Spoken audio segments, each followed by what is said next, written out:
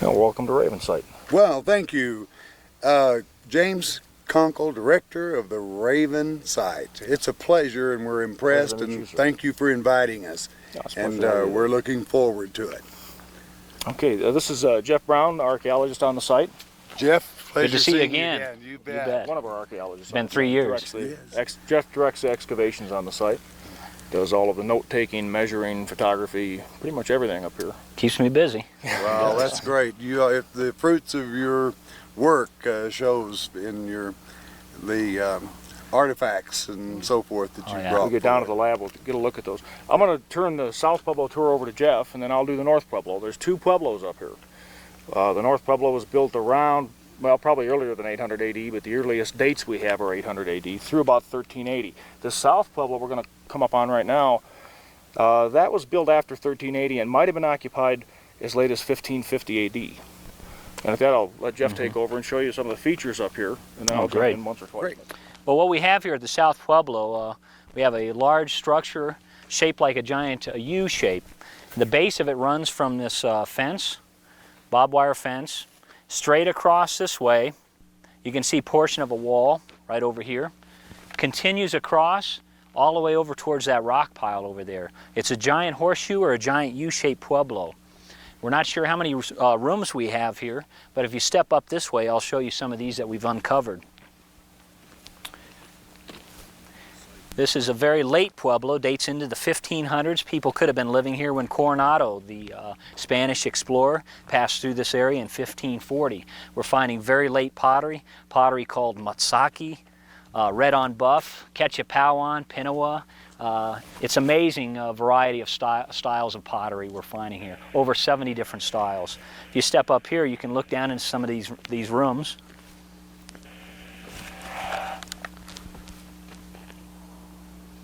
We have a series of doorways connecting these rooms. We have 5 doorways connecting 6 rooms. We believe there's a doorway right down here that we haven't cleaned up yet and stabilized. The rest of these doorways, we put a cap on the top. We have the original width, but we're not sure of the original height. We do believe these people were fairly short. We believe the present-day Zuni people are the descendants of these people, and they're still a short people. We surmise that these people were on average about 5 foot tall. Most of these rooms over here were 1 story. Back up to the right on this side, we believe these were 2 story, just given the amount of rubble that we have to remove as we excavate. That's what this large stone pile is over here. All represents former wall material. There's more rooms underfoot here that we haven't excavated yet, all across here, all the way over towards the barbed wire fence. If you step over here, you can look down into some of these rooms. Last season, towards about this time last year, in this room, room 27, we found a very rare artifact, a sandstone tablet that had painted crushed blue turquoise, yellow, white, black, and red. And we believe it probably represents some type of emergence to come forward. It's black rain clouds raining down on a keyhole-shaped doorway. And it's as rare as artifacts get. That was found on the floor in this room right here. This room over here, let me take you around the corner. You can look down into this room that was probably used as a preparation for a grinding of corn, because we found some bins. You step around this way. This is room 31, and you can see these bins here. This is how we found these. These are original. The grinding stones were found on the floor roundabout, and we placed them back inside those bins. But most likely these bins were utilized for the grinding of corn. And you'd have varying grades of metate, of grinding surfaces, so when it got down to the 3rd bin, it was probably ground very fine. Here's a firebox right down here, stone firebox. And if you look on the far edge of that wall, leaning against the wall is a hatch cover, a square sandstone hatch cover that was originally probably up on the roof here, and we found it collapsed into the room about halfway down. Here's some more metates in the corner. We found a total of 11 metates between what was on the roof originally and what was on the floor level.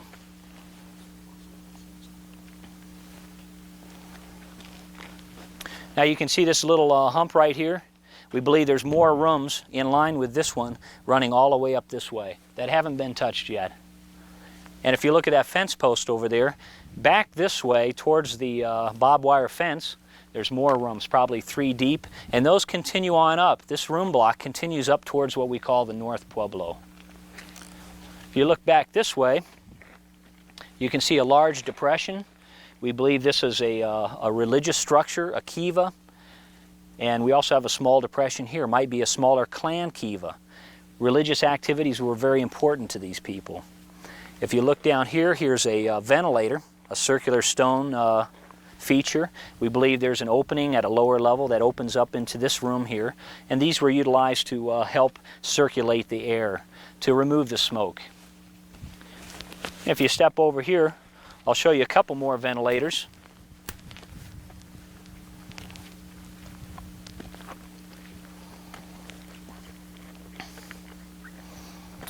Here's a small ventilator, somewhat like a chimney. And here's a large one right over here, supported by a small wall that was probably originally up to the edge. A little buttress wall to keep these ventilators from sloughing off and falling away. But these ventilators vent through this long wall, which is the base of the Pueblo, into rooms over here that we haven't excavated yet. There's rooms all the way across here, all the way out towards that dirt pile right over here. We're not sure how many we have, anywhere between 600 and 800 rooms.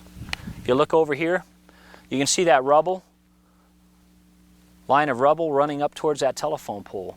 That's the other room block, the west room block, the arm of the U-shaped Pueblo. It's probably similar to this other arm that we see right over here. There's probably 60 to 100 rooms over there because we believe some sections were 2 stories.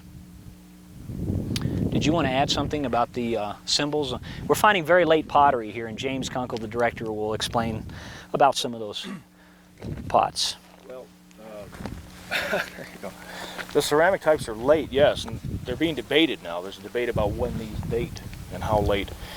And that's one of the things, if we can find some good beam material in here, we can get some good tree ring dates in the South Pueblo, we can solve some of those mysteries about these ceramic dates. The other thing we're finding in this room block we saw with all these little doorways, those rooms were utilized by the same clan.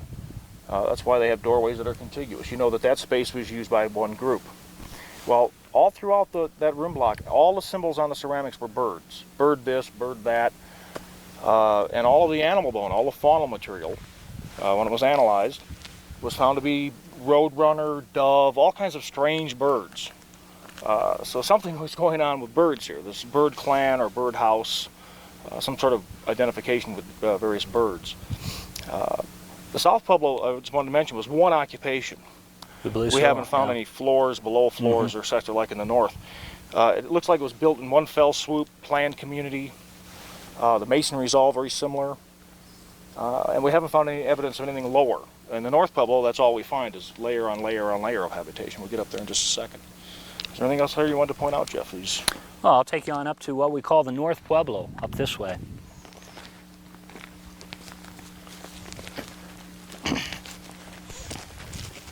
Better trade mics now.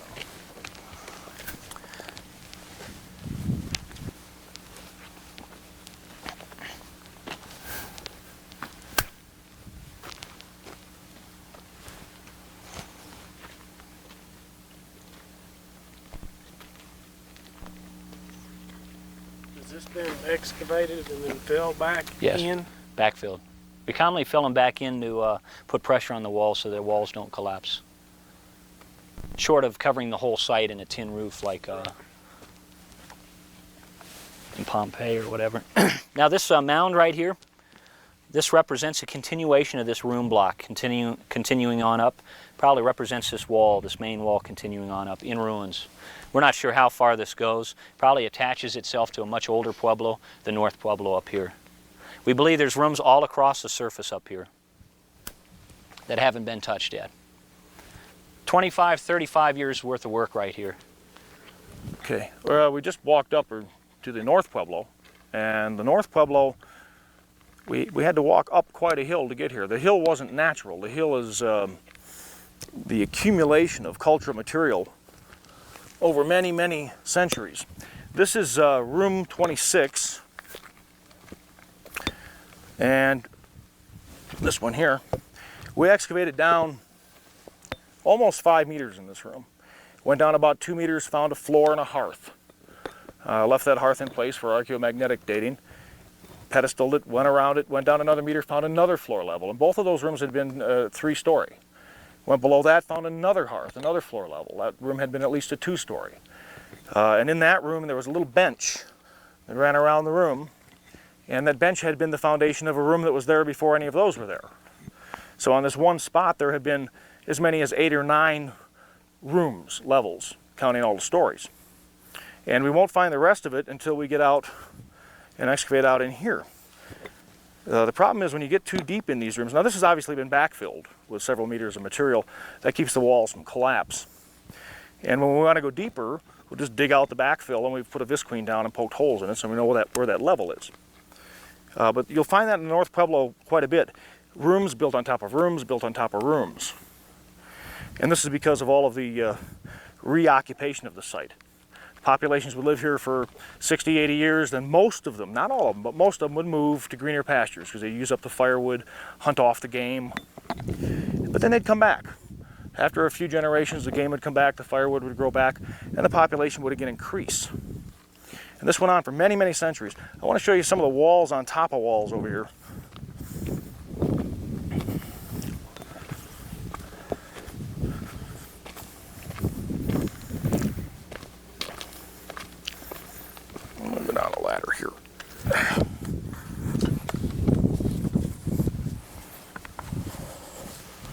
This is room 30, and what we wanted to do, which we didn't achieve, we wanted to open up a small area and excavate all the way to sterile, because we've never found sterile. We keep hitting features, and we have never found an area that we can get all the way down and find the bottom.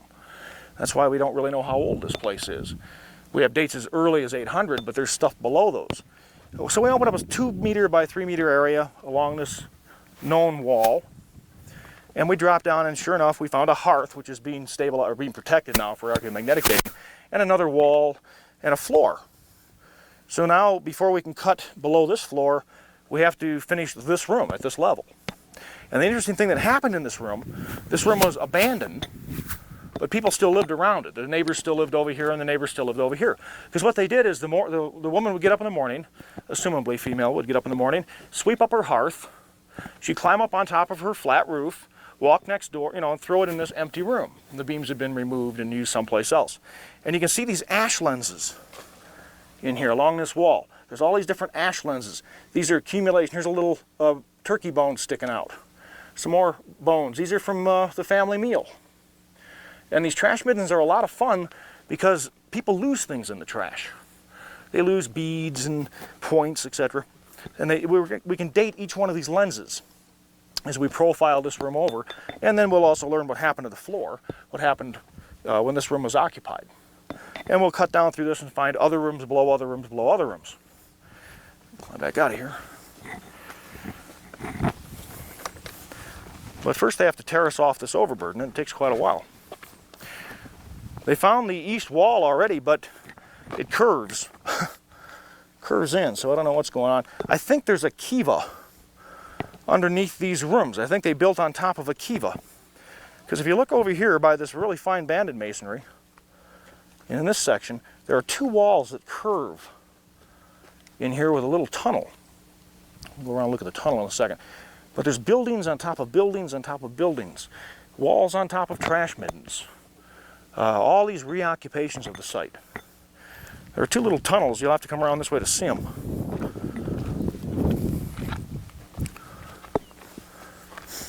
There's 2 little tunnels that go back, and then beyond the second tunnel, there's a tube that drops down like a well, down a couple of meters, and probably deeper than that. I don't know how we'll ever excavate it. We'll have to get some midgets with ropes, I think, to lower them down there. But they're going to terrace off the overburden, stabilize every feature we have, every feature we expose, we stabilize for the future. So it's very tricky to get to the lower levels. We haven't yet achieved that. in this part of the Pueblo. They're working on the east wall now. We had to take a look at the excavation going on. Kimber just found a nice little point. And I wish I knew what it was made out of, but I was told once, but I've forgotten what it's called. It's a very unique chert of some kind. Okay. This is the fun part, right? Yep. Okay. Where's that little point you had, Kimber? It's in here. Yeah. We used to wash points, wash them, clean them up. But we don't do that anymore because now they have a new process. This is like Jurassic Park. If there's any blood on the point, they can find out what the DNA of the blood is, and they can tell what animal the point killed. So we don't clean these anymore. This one's pretty clean already. But can you get a shot of that little fella? Beautiful. It almost looks like a foundry glass, this particular chert. Somebody told me the name of it once, and I can't recall what it is. But look how tiny. They used to think that these little tiny points were like little bird points, but if you notice the old drawings of when they were hunting the buffalo on the prairie, the Indian always rides up behind the buffalo. He shoots that arrow, that little bitty arrow, in behind the rib cage. And it goes right up through, and they can be quite deadly, even though they're small. Most of the points we find here that are relevant to the site are very tiny. And yet they had very good flint and obsidian sources, so they must have just liked the little ones. If you find larger ones, they're usually later. This Pueblo, by the way, is about, like I say, 800 AD to about 1380. And they made ceramics here to trade out. It was a big trade center. We're right on the main Pacheco trade routes. And you can see the stabilization they're doing. They'll cap all these walls. There's an interesting feature on the other side of this wall. It's little calendar marks. We'll go through Jeff's doorway here. This North Pueblo was badly damaged by looting. And a lot of what we're doing now is taking off overburden areas, finding the disturbed areas. And as soon as we find a level, then we stop, stabilize. And we wanted to find the ruin that way first before we go any deeper. And a lot of what we're doing is repairing damage from looters. There's a calendar mark. Where are they? Here they are. See these indents in the stone? These are where they would mark the sun's movement through a little niche in the wall. Anyway, that's one theory, or two. Actually, there's two theories out there that say that now. And we found this in room 8. Can you throw me a brush? And there's really quite a few of them. There's some here. I think there's some more up here too. Yeah, here's a little one. And there's some more here. So they were marking time by the sun. As soon as people plant crops, you get very aware, you become very aware of the seasons, and that's about the time you start thinking about calendars. And these people grew corns, beans, squash, a myriad of things we'll never know about, but primarily corns, beans, and squash, and peppers too. I want to show you some, I can show you the kiva. There's an interesting zig down here. I don't know if we can get down there. Let's try this way. There's a very Mesoamerican look to the point of the Pueblo, where Jeff is stabilizing right now. Try not to be very careful when you step.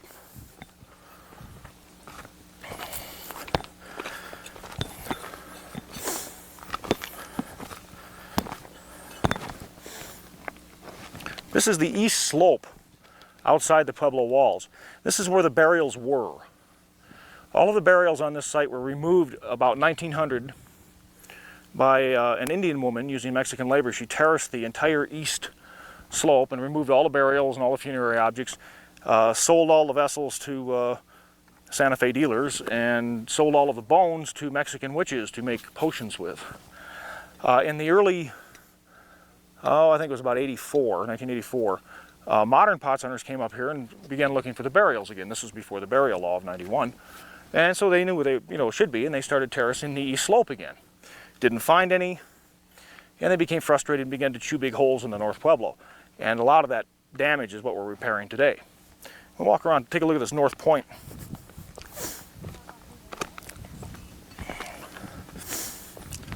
Talking about the burials, I originally trained in physical anthropology, and I would have loved to have seen that material. But nowadays, with the laws as they are, it's actually an advantage not to have burials on the site. They're kind of a nuisance nowadays. This is the northeast point of the Pueblo, and these room blocks zig in. They not only zig in two-dimensionally, they zig in three-dimensionally because the floors are at different levels. So what happens is the extreme eastern edge has a floor level maybe a meter deeper than you can see on the outside wall, and then this room's a little higher, and then a little higher. And this little zig, we don't know if it goes all the way around the north point yet, but it certainly has that feature to this point, and we assume that it goes all the way around. So the point of this Pueblo was very, very planned. It might even go all the way down to just a single room. Probably the mayor's house. This North Pueblo is very, very old. This section in particular is 1000 AD, even older. You can see a sealed doorway here in room 9. This means that at one time, these two rooms were used contemporaneously. Then probably, I don't know, maybe the daughter got married, they didn't like the son-in-law, so they walled up the entrance between the two. But you'll see a lot of reconstruction, modification, walls that used to be exterior walls added to, they become interior walls, and buildings on top of buildings up here, because this was occupied for 8 centuries. It's a long time. There's a couple of kivas we can take a look at. Another kiva in the north. We can walk around this way, it's probably easier. Our purpose is to stabilize every feature on the site. All of these walls will be stabilized. They'll all be preserved. And we'll define the edges, we'll clean it up, define the edges. This has all been chewed up by looters. There's a classic looter crater right here. Take a backhoe, they scoop the center out, and just throw it. They don't screen it. They're looking for large, commercially valuable objects, which are very rare. You have to excavate hundreds of metric tons of material to find one vessel in little pieces and put it together over a year's time. You'll see some of that when we get to the lab.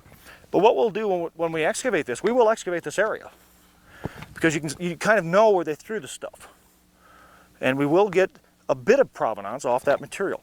And we will eventually find a level to, either a floor level hopefully, but a level to stop at, and we'll define the walls, find out where they are. This north point is suffered a lot of damage. Let's go take a look at that big kiva I'm telling you about. There really should be more kivas here than we see. We know of 2, but with 800 rooms, you'd think you'd have more kivas than that. Unless some of the larger rooms were used as kivas. And that's what they said down at the Hooper Ranch, which is about 8 miles south of here. In their write-ups from the late 50s. Now this is a pretty big kiva. We didn't know how big it was. Jeff, I think at the beginning of this year, he knew where the corner was, over where the stake is and the basalt. He knew where the corner of the kiva was. And he wanted to find out how big it was, because there's this big debate in archaeology, who's got the biggest kiva. So he trenched along the wall and was going along real nice, following the outer wall of the kiva. And then a squirrel one day helped him out and dug out the corner for him. And we know now that it's about 15 meters square inside walls, at least one way, at least to the west it's 15 meters. And we had a German exchange student up here, and he liked to follow walls. So we had him, he followed the kiva wall toward the north. Now, whoops, there's a wall going in, kind of into the middle. So Jeff speculated that that must be an entrance. Entrances are almost always on the east side. And he said there should be another wall over here, and sure enough, he terraced down and found the other wall. So we really don't know how big it is to the north. It might be much larger than 15 meters square, but this was a pretty big kiva. And this will take many, many years to excavate. Now, initially, we'll just want to find the outside, the parameters of the thing, and then make a decision on where to open test units or how to do that. This is one of the few places in the North Pueblo that we found the bottom. We found the sterile material that was originally here before any humans were here. And it's underneath this kiva wall, which is several meters deep. So the North Pueblo, we have quite a bit more to go yet before we find bottom up there. Jeff mentioned this west wing of the South Pueblo, that low pile of rubble. Well, it does connect to this kiva. It does. The room blocks do come all the way up to this kiva. So do we really have 2 distinct Pueblos? I mean, it looks like the North Pueblo is distinct. The ceramics are distinct. It's earlier, but we do see similar things in the South Pueblo. It looks like there might have been a transition from the North Pueblo to the South Pueblo. It might have been the same people, or at least a few of the same people. And certainly the room block connects.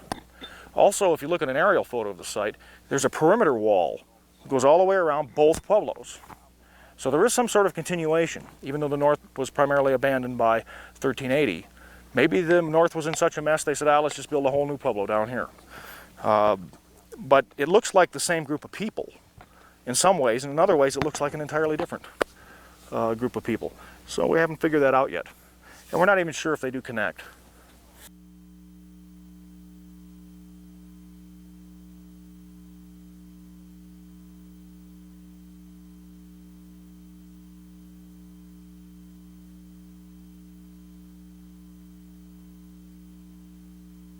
Okay, here's a few of the objects, some of the artifacts from Raven site.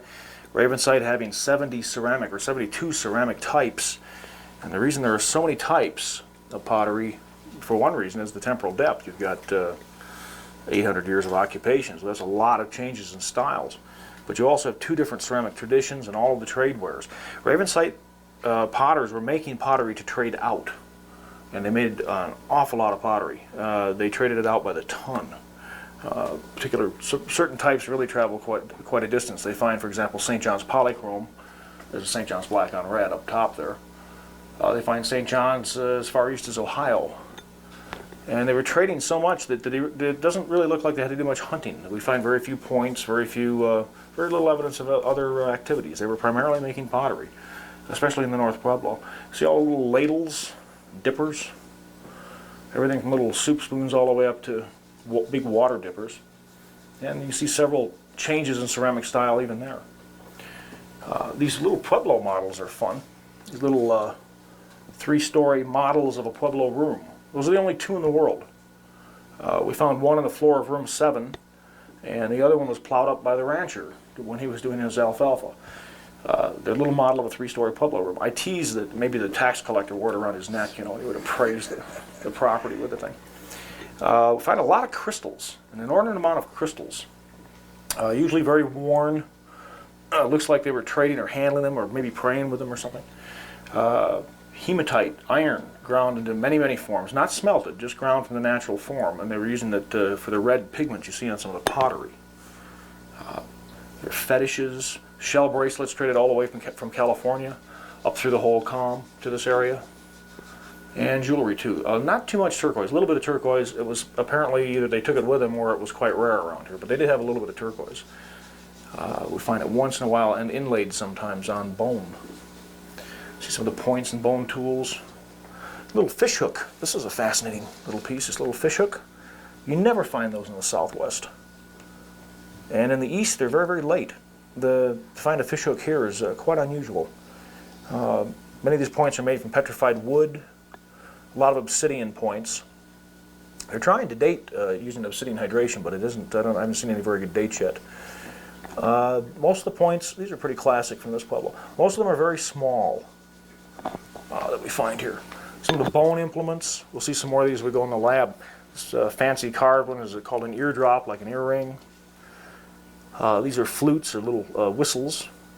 These drilled antler pieces, they don't really know what those are. There's a lot of theory about them, but no one's come up with a good answer yet.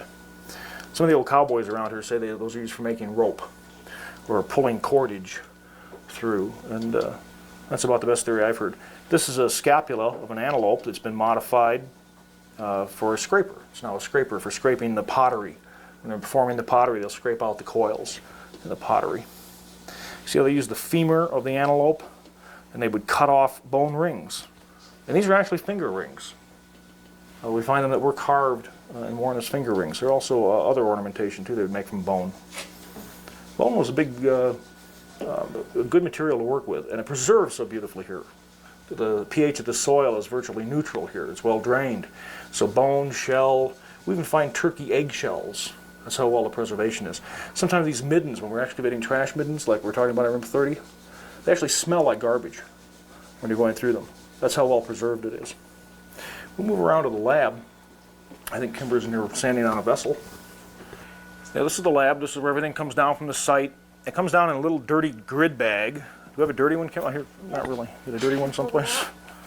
Or have you cleaned them all already? Not all of them. Here's a bag full of cultural material from room 38 from the surface. You see quite a bit of antelope bone, and the little vials, they'll put little things in the vial that are a little more delicate. Charcoal, of course, gets a vial because you get a carbon date. You don't want to touch that. That's what this is. So I'm not going to touch it because the lanolin from my fingers will get in there and could disturb the date. But it comes down in these little dirty bags like this, and then it's cleaned and put in a rack. Just lightly cleaned. Under cleaning is better than over cleaning. In archaeology, you can see they don't really clean it very much. Just rinse it off a little bit. Isolate out the faunal material, the lithic, the ceramic, and there's some charcoal samples. And from here, once the entire room is finished, to whatever level we decide to stop at, usually a floor level, we then lay it out on the lab tables. And this was just finished. In fact, this morning, there were all of the grid. Oh, look at the little fetish. Isn't that nice? I didn't see him. Oh, that's darling. Look at that little fella. We find these little fetishes once in a while. That's a nice one. That'll wind up in the museum. That's a beauty. Yeah, but anyway, we lay them all out by grid, and then we photograph them by grid. And then we do the lithic analysis, the faunal analysis, the floral analysis, the ceramic analysis. And that's what I have to do today, is I have to try to name all of these little types of ceramics. In other words, and assign a date to them. That, for example, is Tularosa 12 to 1300 AD. And so is that. This one is probably, it's a northern type, dates to around reserve material, which is a little earlier than Tularosa. And I'm not going to try to type just that little bit right there, because I'll make a mistake. Now that's a Heshatuthla. That's got the glazeware in it. That dates to about 1300, 1310, maybe a little later. But I'll go through and I'll type all of these by grid. And that all goes on a computer database, and then you write the room up about what you found in the room. And you can see there's a little artifact here. There's a beer can. That tells me that room was disturbed. That was one that the looters churned up. So I'm not going to see much of a level change here. I'm just going to see pretty much probably all mixed together. But even though it's mixed together, you can still date the room. This is a different room. This is room 32. Now we've already removed all of the lithic, all of the faunal, all of the floral. That's all been filed away. And we've already done all of the analysis and photographed it. So now we can begin to glue the pieces together. And this is sort of like taking 250,000 jigsaw puzzles, breaking them, mixing them all up, throwing away a handful of pieces here and there, burying them for 1,000 years, digging them up, washing them off, and trying to put the puzzle back together without a picture to look at.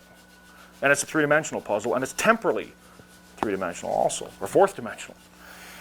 But even though this room was churned up by looters, this was another one that was disturbed in the North Pueblo, I can still date the room because I have a lot of reserve black and white material. This dates from about 900 to about 1100 AD. In fact, right at 1100 with this stuff, they started putting little white dots and little fingers painting smears on the outside.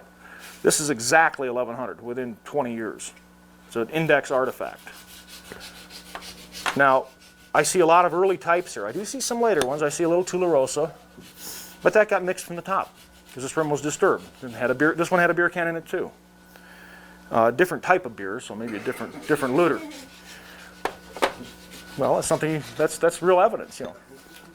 There's also polychromes in the room, multicolored ceramics. Polychrome means at least 3 colors. This one, for example, is a red vessel, basically, with black paint on the inside, but it has wide smeary paint on the outside. And this wide smeary paint is very similar to the wide smeary finger dot paint we saw in the reserve material.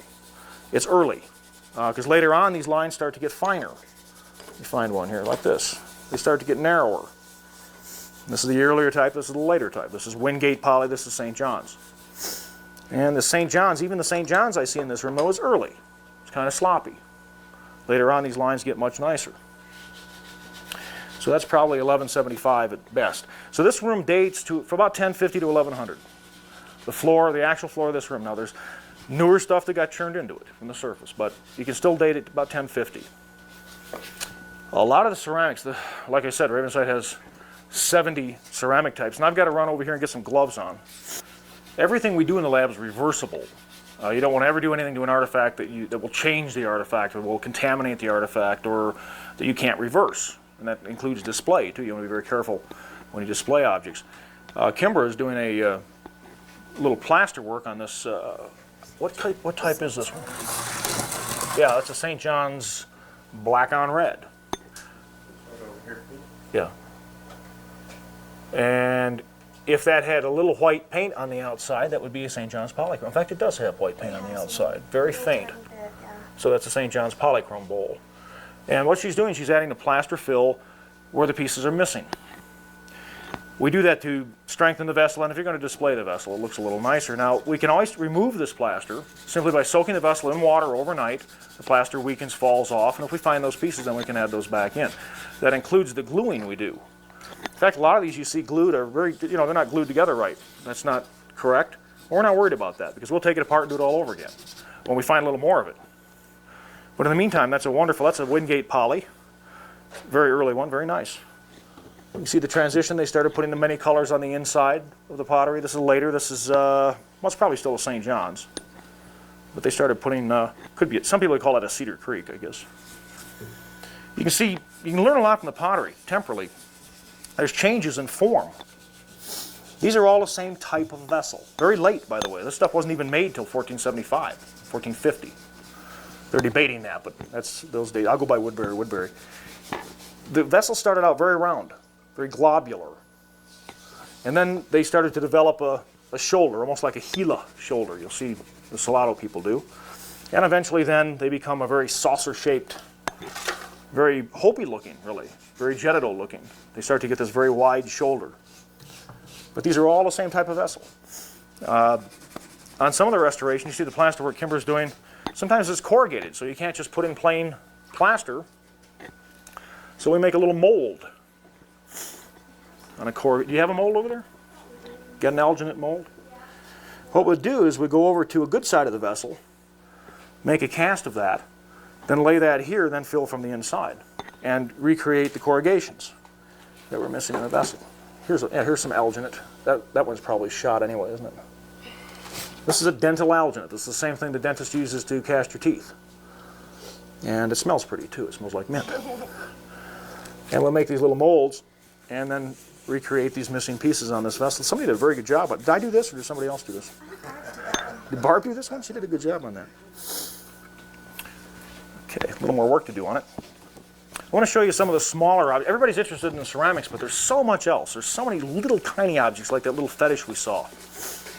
I should mention these. These are 4-mile polychromes. And these, I really get excited when we find one of these because these have symbols on them we can read.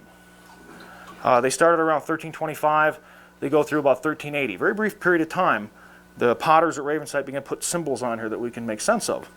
This outside, for example, is the parallel lines are earth, land, and the dots are water. This is rain falling to the earth on the outside. Around the rim inside, there's little water dots and rain clouds. And this little circle dot in the center might also be water, rain. Mesoamerica uses one just like that. But 4 miles, I get excited because we see symbols we can read on these and some other types from here, but primarily 4 miles. We see it on a little bit on some other ones. Some of these Matsakis have things we can read. Let's back up and take a look at some tools. These are deer ulna, or actually antelope ulna awls. Say that 9 times fast. You know? But they love to make this tool out of this particular bone. And look at the preservation on that. Looks like it was made yesterday. I think it's 800 years old. They love to make this particular tool. They'd sharpen this into a point. It's probably for weaving baskets or weaving matting. But it has a perfect little place here for your finger. That particular bone does. That's natural. That's the little elbow joint of the antelope. And when you looked at that drawer a second ago, remember every 2 of those is an antelope. So you're seeing really quite a large number of antelope killed. They're probably using game drive methods. And that's not all we have. That's just all that are isolated in this way. We probably have 5 times that many from here. Shaft straighteners, shaft abraders. When you're making the arrow shaft, You're straightening the shaft, you're sanding the bark off. That's what these are, different grits and grades. And archaeologists like to classify things, so then we have high profile. And these were always heated. The basalt ones were heated up, so obviously they're using them hot. And then we have pebble type, like a river cobble. And then there's always the guy who's got to have the V8 Deluxe extended warranty model. So you find some nut making this. That's just a big fancy one. Does the same thing though. Does the same job. Three grooves, no weighting. You know, you can do 3 arrows at once, I guess.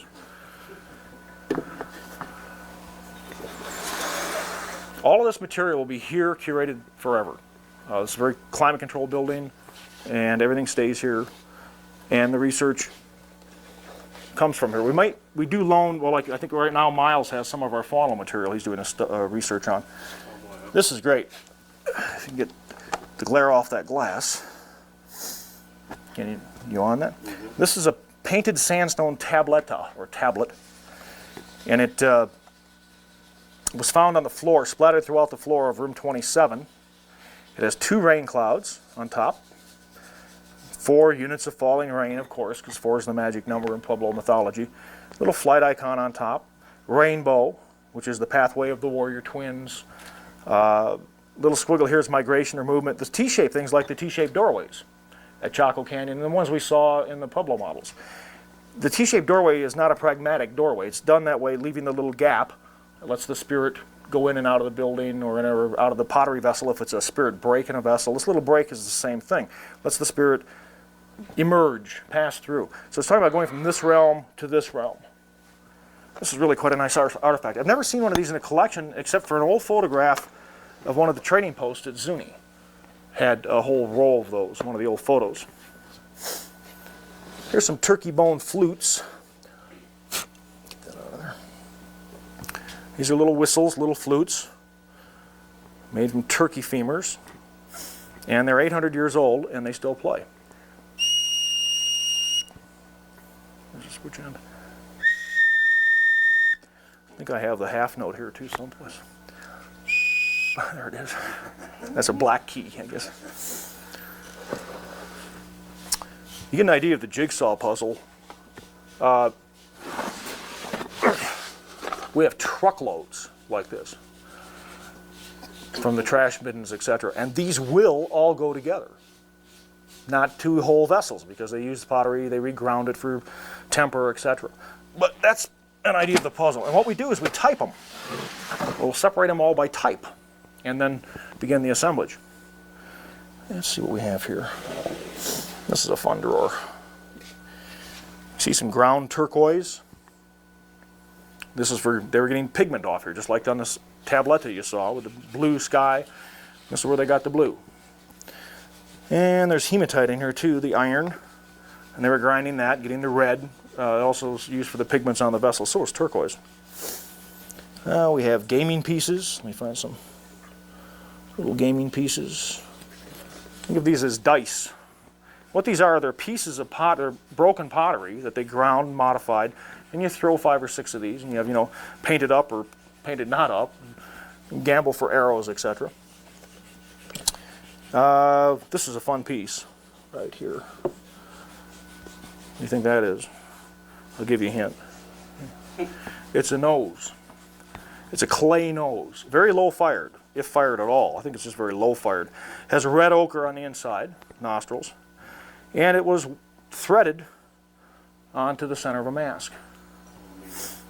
So they must have had, obviously they had Halloween, right? Okay. These drawers are just, the site is just layered with material, and there's so much we could look at. Axes, where are the axes?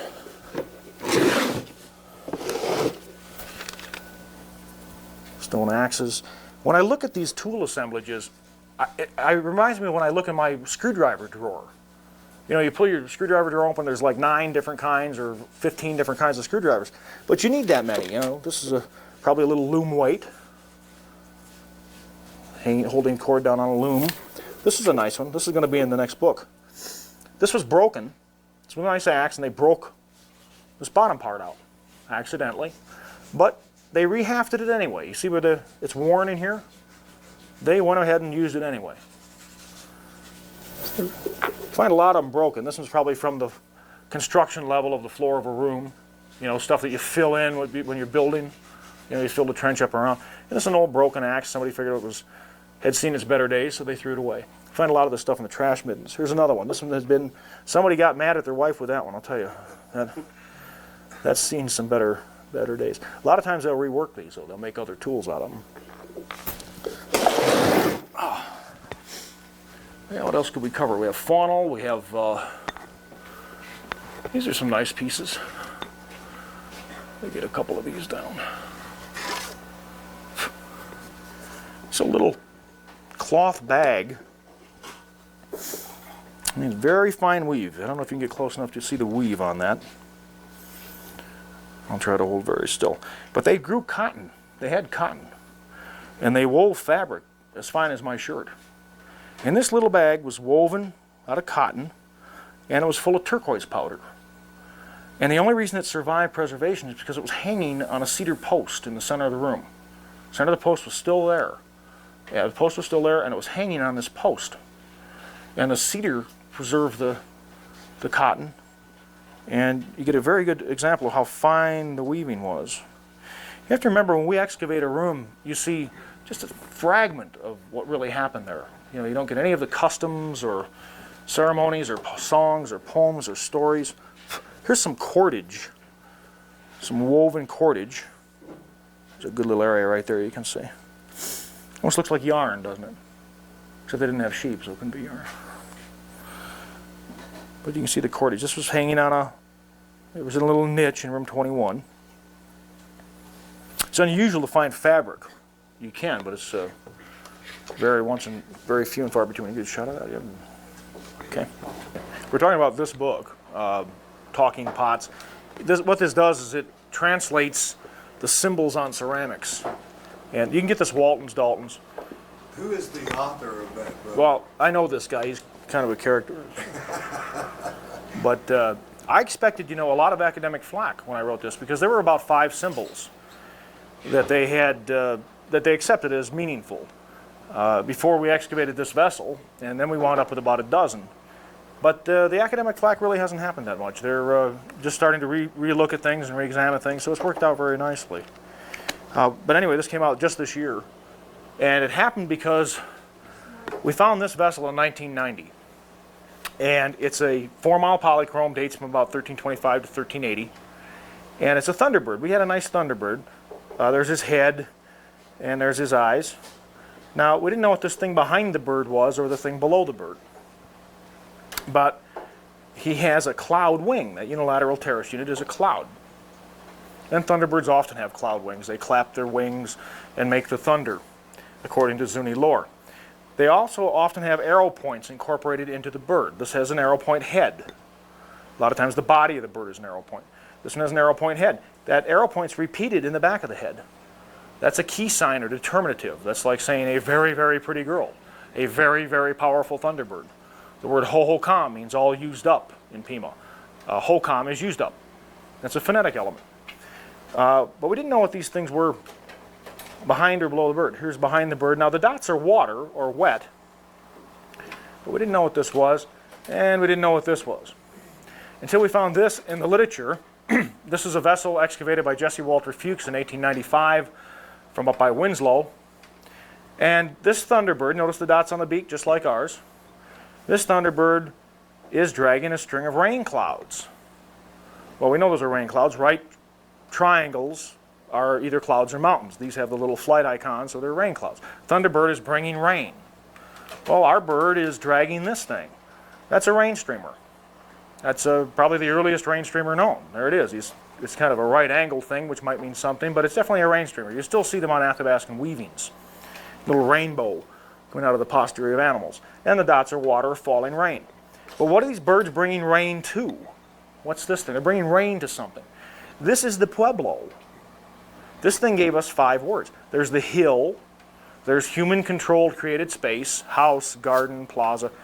Only humankind makes squares and rectangles. Nature doesn't make very many squares and rectangles, with the exception of salt crystals and fluoride crystals. The interlock terraced units, that's house marriage. That's sort of the coupling of man-woman marriage, and that equates to the single-family dwelling. Parallel lines outside the village, those are the earth, land, or crops. Those are irrigated cultigens. If you irrigate, you have to irrigate in a straight line. And these people irrigated and they planted, and these are the crops. Now let's look at the other one. Same thing, there's a hill, there's the human-created space, there's the interlock terraced units, and there's the earth, land around the crops around the village. They gave us 5 words. And we started looking for other ones in the collections, and sure enough, we started finding quite a few. There's the pueblo, there's the hill, human-controlled created space, interlock terrace units, house marriage, and the parallel lines, the earth, land, crops around the village. Here's another one. There's the hill, and this human-created space is created by the interlocking of the terraced units, and then the earth, land lines run through the whole thing. Symbol changes a little bit with distance from the source and over time. Here's one without the earth, land lines, and only a big single cloud unit in the center. That's probably a place name. That's probably like Cloud Pueblo. They called these pueblos prehistorically by name. They didn't say, oh, the pueblo over the ridge. They said, you know, New York, Baltimore, Philadelphia, Ravensite. So this was probably Cloud Pueblo. Here's one without the hill. Has all the other elements but doesn't have the hill. Well, where this vessel was excavated, there was no hill. The pueblo was built on a floodplain. There's 2 more side by side. Here's a little bitty one. But that sherd is that big. Just a little tiny sherd. They didn't have room to put little interlock terraced units in there, so they just put more than one, 3 dots. And there is another house form that uses the dot to indicate the roof entrance of the house.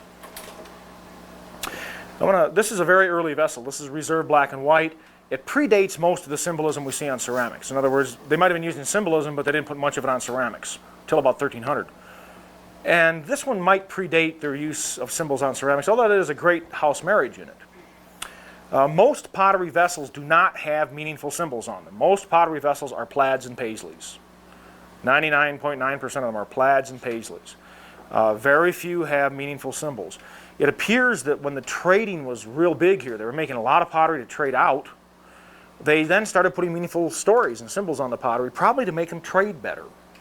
It's like trying to invent the better t-shirt with the funniest slogan. It trades better, people buy it better. But this probably predates a lot of the meaningful symbolism on ceramics. This is an academically accepted glyph. Anybody know what that one is? Okay, what's 1? 2 arrow points. That's war. That's war. That's virtually worldwide. Here's a little pueblo glyph with an arrow point sticking in it. What does that mean? You got a pueblo and there's an arrow point sticking in there. It means it's under attack. They're having some problems here. Here's 2 pueblos. There's a pueblo glyph and there's a pueblo glyph. And this big hourglass thing in the center, minus the circle cross, is what? What's the big hourglass?